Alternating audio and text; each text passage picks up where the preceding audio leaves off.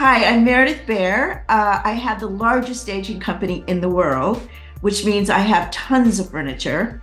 And we stage homes all over the country, mainly focused in Southern California, Northern California, Florida, and the East Coast. I never thought about interior design. I just always loved to make things look pretty. From the time I was a little girl, literally, I would rearrange my mom's furniture and she would keep it the way I would do it. I would say from the time I was maybe 11.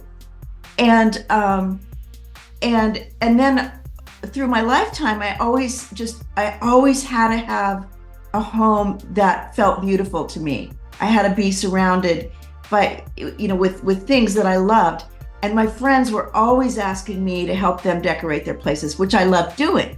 But I was a writer and I never really thought about interior design as a career. That was something interior designers did. It started out because I got kicked out of my house, basically, and I didn't have a place to put my things. And I also had 100 potted plants and trees. And so I moved those to the first house that I decorated with my stuff. And I still have a lot of them in my inventory. That's how it started. And at the time, there was no such thing as staging. And the real estate broker started to call it staging. And, pretty soon I really realized it was a business. And I'd been a screenwriter for some time. And when you're a writer, people are always just picking apart everything you do. And when I was doing this, I could just do almost nothing. I move it here or move it there. And they would just oh, that's fabulous. And I went, I think I like this. First and foremost, we're a staging company. So I would say 70% of our business is, or 60 at least, 60 to 70, is staging homes to sell. And our goal is to move out as quickly as possible. We also offer for sale everything that's in the house. So we often sell some or a lot of furniture each time, which we'll need to replenish. But that helps us keep everything fresh. And it serves the buyer if they don't want to go hunt and gather themselves. So that's the large part. And then in addition, we have something we call a luxury lease, which is we decorate it for the client to live with, not to sell their house. So it's not a showroom, it's for their own use.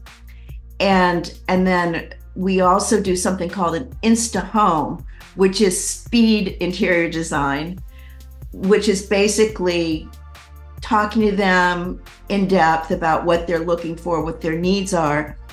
And then we collect it and we instantly install it and give them a price list. They can buy what they want and we will pick up the rest. I started this career at 50. I really realized that you don't have to do one thing your whole life.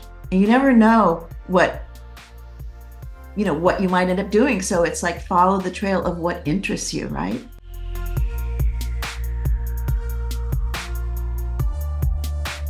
Besides our 50,000 square foot warehouse where we manufacture, we have a 200,000 square foot warehouse in downtown LA where we store and we have our offices. And then in Northern California, we have a large warehouse, and also in Florida and Connecticut, we have warehouses. So we have lots of stuff, lots of warehouses, lots of workers, lots of trucks. I never thought I'd be a girl who had 30 or 40 trucks. I just never thought that would be me. Mostly upholstered furniture, are upholstered beds, sofas, chairs, benches. Sometimes we'll also make tables and that sort of thing. But that way we can customize when we need to, and we can get it much more quickly. It seems like there's very low inventory in homes. We're finding a lot more people wanting us to stage to lease it than to sell it. A lot more. It used to be very rare and now it's frequent. Sometimes the homeowner is living there. Sometimes they're not. but the interest is in leasing out the property. And then sometimes the new tenant will do a luxury lease with us and keep the furniture. Other times we remove it. But so I am seeing that, just generally low inventory. Here in Southern California, our things are really busy. I mean, we are moving in and out so quickly. Something's going on. But again, a lot of these are leases, whereas they once were not.